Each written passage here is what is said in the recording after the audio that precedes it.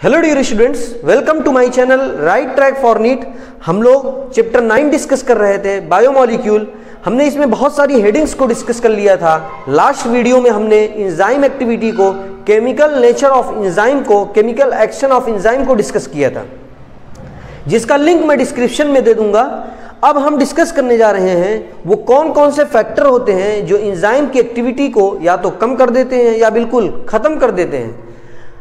इससे पहले लेकिन तो अगर आपको कोई डाउट हो, कोई क्वेरी हो, कोई क्वेश्चन हो तो आप कमेंट करके जरूर पूछिए। क्वेश्चन को इंपॉर्टेंस दीजिए, डाउट्स को जरूर क्लियर करिए।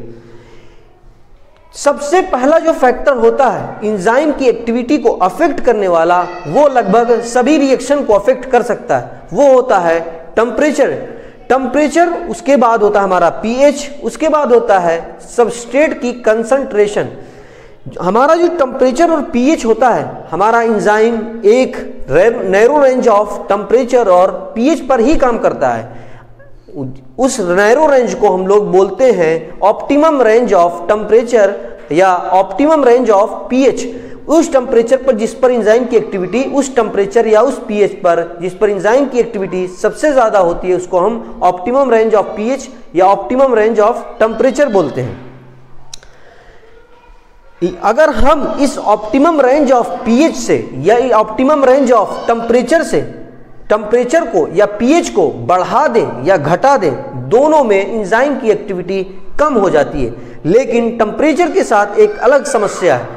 अगर हम टेम्परेचर को बहुत ज़्यादा बढ़ा दें, से एबव 40 डिग्री, तो हो सकता है हमारा एंजाइम डीनेचर्ड हो जाए। डीनेचर्ड हो जाए का मतलब होता है हमारे एंजाइम का जो स्ट्रक्चर है ये प्रोटीन का बना हुआ होता है। प्रोटीन डीनेचर्ड हो जाती है हाई टेम्परेचर पर, यानी हमारे एंजाइम का स्ट्रक्चर टूट जाएगा। अगर एंजाइम एक बार डीनेचर्ड हो गया तो फिर कभी भी वो काम नहीं कर सकता। लेकिन अगर हम टेम्परेचर को कम कर दें तो हमारा एंजाइम इनएक्टिव स्टेज में जाने लगता है। लेकिन एक बार अगर हमारा एंजाइम इनएक्टिव स्टेज में चला गया तो टेम्परेचर बढ़ाकर हम उसको एक्टिव स्टेज में ला सकते हैं। एंजाइम टेम्परेचर और एंजाइम दोनों में, एंजाइम की एक्टिविटी और टेम्परेचर और पीएच में क्या रिलेशन होता है, हम उसको ग्राफ से समझते हैं। हमने यहाँ पर एंजाइम एक्टिविटी को वाई एक्सिस पर ड्रा किया, जबकि टेम्परेचर और पीएच को हमने एक्स एक्सिस पर दिखाया है। हम जैसे जैसे टेम्परेचर या पीएच को इंक्रीज करते हैं, मान लीजिए मैंने टेम्परेचर को या पीएच को यहाँ तक पहुँचा दिया। जब हमने टेम्परेचर या पीएच को यहाँ किया तो एक्टिविटी उसके करस्पॉन्डिंग वाई एक्सिस में यहाँ हो गई। लेकिन हमने टेम्परेचर और पीएच को मान लीजिए यहाँ कर दिया तो इसकी एक्टिविटी वाई एक्सिस पर यहाँ पहुँचाई, यानी थोड़ा सा इंक्रीज कर गई, इतना। लेकिन अब अगर हम ऑप्टिमम के पास पहुँच गए, ऑप्टिमम पीएच या ऑप्टिमम टेम्परेचर के पास पहुँच गए, तो लगभग हम लोग मैक्सिमम एक्टिविटी के पास पहुँच गए। ये जो थोड़ा सा ये रीजन होता है, ये इतना रीजन, इसी को हम लोग बोलते हैं ऑप्टिमम रेंज ऑफ पीएच या ऑप्टिमम रेंज ऑफ टेम्परेचर। इसी पर एंजाइम की एक्टिविटी सबसे ज़्यादा होती है। यहाँ पर इसके करस्पॉन्डिंग सबसे ज़्यादा हमको ग्राफ में सबसे ज़्यादा एक्टिविटी मिलती है देखने को। उसके बाद जैसे जैसे हम टेम्परेचर या पीएच बढ़ाते जाएंगे, अब एंजाइम की एक्टिविटी देखिए, मैक्सिमम ये हमारा है, ये मैक्स है, अब उससे कम होने लगी। देखिए यहाँ पर हम पहुँचाए, थोड़ा सा कम हो गई। अगर हम टेम्परेचर या पीएच और ज़्यादा कर दें तो हमारी एक्टिविटी और भी कम हो गई। देखिए इतना कम हो गई, इस बार इतना कम हो गई हमारी एक्टिविटी घट रही है। टेम्परेचर या पीएच को हम बढ़ा रहे हैं अगर, तो हमारी घट रही है, या घटा रहे हैं तब भी हमारी एक्टिविटी घट रही है। सिर्फ एक नैरो रेंज पर, एक ऑप्टिमम रेंज पर ही सबसे ज़्यादा हमको एक्टिविटी मिलती है। उसके बाद हमारा सबस्ट्रेट की कंसंट्रेशन, हम सबस्ट्रेट की अगर कंसंट्रेशन बढ़ाएं तो धीरे धीरे एंजाइम की वेलोसिटी, एंजाइम की एक्टिविटी बढ़ती है। लेकिन एक पॉइंट ऐसा आता है कि जब हमने सबस्ट्रेट की कंसंट्रेशन सैचुरेशन से भी ज़्यादा कर दी तो एंजाइम की एक्टिविटी इंक्रीज करना बंद हो जाती है, बल्कि वो मैक्स से फिर ज़्यादा बढ़ती नहीं है। ग्राफ हमारा लीनियर हो जाता है। अगर हम इसको ग्राफ पर दिखाएं तो हम जैसे जैसे सबस्ट्रेट की कंसंट्रेशन को इंक्रीज कर रहे हैं, हमारा जो ग्राफ है वो इंक्रीज हो रहा है, यानी एंजाइम की एक्टिविटी वाई एक्सिस के करस्पॉन्डिंग इंक्रीज कर रहा है। ये हम जैसे जैसे सबस्ट्रेट की कंसंट्रेशन बढ़ा रहे हैं वैसे वैसे हमारा एंजाइम एक्टिविटी बढ़ रही है। लेकिन जब हमने कंसंट्रेशन को मैक्सिमम या कंसंट्रेशन को सैचुरेशन तक पहुंचा दिया तो ये वेलोसिटी हो गई या एक्टिविटी हो गई मैक्स। लेकिन जैसे ही हमने सैचुरेशन से ज़्यादा सबस्ट्रेट की कंसंट्रेशन बढ़ाई, तब उसके बाद ये बढ़ना, इंक्रीज करना, एंजाइम की एक्टिविटी बढ़नी बंद हो जाती है। जिस पॉइंट पर एंजाइम की एक्टिविटी बंद हो जाती है उसके बाद ये ग्राफ, अगर हम सबस्ट्रेट को और बढ़ाते रहें तो ग्राफ लीनियर हो जाता है। यहाँ पर इस पॉइंट को हम लोग बोलते हैं मैक्सिमम वेलोसिटी या मैक्सिमम एक्टिविटी ऑफ एंजाइम। अच्छा, ऐसा क्यों होता है कि ग्राफ फिर लीनियर जाने लगता है, एंजाइम की एक्टिविटी क्यों नहीं बढ़ती, फर्दर इंक्रीज क्यों नहीं करती? दरअसल हमारे पास जो हमने रिएक्शन के अंदर एंजाइम डाला है उसके कंपैरिजन में सबस्ट्रेट की जो अमाउंट है वो बहुत ज़्यादा हो गया है, एंजाइम का अमाउंट कम हो गया। जब फ्री एंजाइम रहेंगे ही नहीं तो हमारी रिएक्शन इंक्रीज ही नहीं करेगी। फ्री एंजाइम होने पर ही हमारी रिएक्शन इंक्रीज करेगी और सैचुरेशन के बाद इंक्रीज करना बंद कर देगी, फिर ग्राफ लीनियर हो जाएगा। एक पॉइंट हमारा और होता है, जब ये वेलोसिटी मैक्सिमम का जस्ट हाफ होती है तो उस पॉइंट को हम लोग बोलते हैं Km वैल्यू। उस वैल्यू को हम लोग बोलते हैं Km वैल्यू ऑफ एंजाइम। ये होती है हमारी Km वैल्यू। जब हमारी मैक्सिमम वेलोसिटी का हाफ होता है उस पॉइंट को हम लोग बोलते हैं मैक्सिमम Km वैल्यू। हम सबस्ट्रेट में हमने क्या देखा, जब हम सबस्ट्रेट को बढ़ा रहे हैं तो एंजाइम एक्टिविटी भी बढ़ रही है, लेकिन जब हम सैचुरेशन से ज़्यादा कर देते हैं तो एंजाइम की एक्टिविटी फर्दर इंक्रीज करना बंद कर देती है और ग्राफ लीनियर हो जाता है। और जिस पॉइंट पर मैक्सिमम वेलोसिटी का हाफ होता है उसको हम Km वैल्यू बोलते हैं। हमने देखा था सबस्ट्रेट की डिफिनेशन में कि सबस्ट्रेट हम लोग दरअसल ऑर्गेनिक केमिस्ट्री में रिएक्टेंट को ही बोलते हैं, लेकिन कभी कभी ये सबस्ट्रेट कोई एक केमिकल होता है, अगर ये सबस्ट्रेट ये केमिकल अगर एंजाइम से बाइंड कर जाए तो एंजाइम की एक्टिविटी शट हो जाती है, एंजाइम की एक्टिविटी बंद हो जाती है। ऐसे केमिकल को जिससे बाइंड करने से एंजाइम की एक्टिविटी ही बंद हो जाए उसको हम लोग बोलते हैं इनहिबिटर। इस प्रोसेस को हम लोग बोलते हैं इनहिबिशन।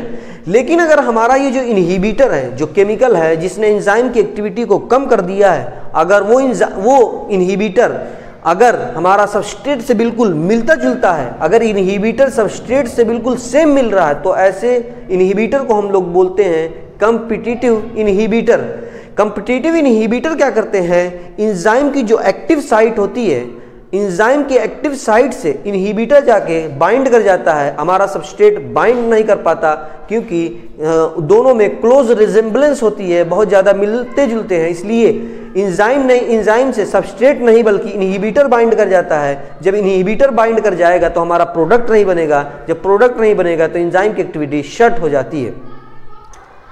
एक एग्जाम्पल हमारे पास होता है सक्सिनिक डिहाइड्रोजिनेज का। सक्सिनिक डिहाइड्रोजिनेज एंजाइम है जिसका सबस्ट्रेट होता है सक्सीनेट, लेकिन इस सबस्ट्रेट से क्लोजली रिजेम्बलेंस शो करता है मैलोनेट।